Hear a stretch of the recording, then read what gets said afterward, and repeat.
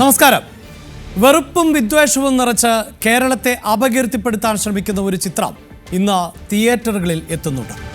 എത്രയൊക്കെ ഭിന്നിപ്പിച്ച് നിർത്താൻ ശ്രമിച്ചാലും കേരളം ഇങ്ങനെയൊക്കെയാണ്.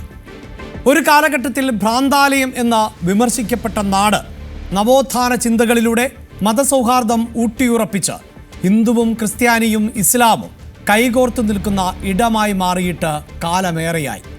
ആ യാഥാർത്ഥ്യത്തെ ഉൾക്കൊള്ളാൻ മടിയുള്ളവർ പല വ്യാജ സൃഷ്ടികൾ നിർമ്മിച്ച് പുറത്തുവിട്ടാലും അതിവിടെ വിജയിക്കാൻ പോകുന്നില്ല. മലയാളികൾ സ്വീകരിക്കില്ല. അത് ബോധ്യപ്പെടണമെങ്കിൽ ഇതേ ദിവസം തന്നെ വയനാട്ടിലേക്കൊന്ന് നോക്കിയാൽ മതി.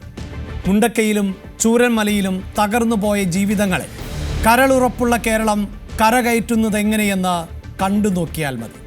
ഇതുതന്നെയാണ് ഞങ്ങൾ ലോകത്തിന് കാട്ടിക്കൊടുക്കുന്ന റിയൽ കേരള സ്റ്റോറി.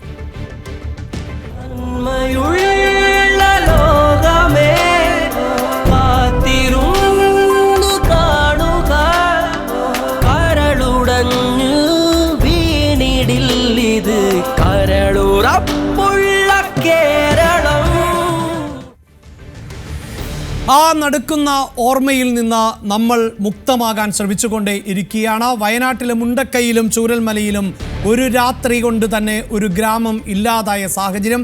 നിരവധി ആളുകൾക്ക് ജീവൻ നഷ്ടപ്പെട്ട പശ്ചാത്തലമുണ്ടാകുന്നു.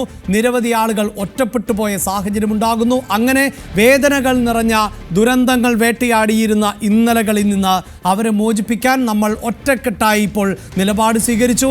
അതിൻ്റെ ഫലമായാണ് വലിയൊരു സ്വപ്ന സാഫല്യത്തിലേക്ക് നമ്മൾ ചുവടെടുത്തു വെക്കുന്നത്. ന്യൂസ് ട്രെൻഡ്സ് ആരംഭിക്കുന്നത് വയനാട്ടിൽ നിന്നാണ്.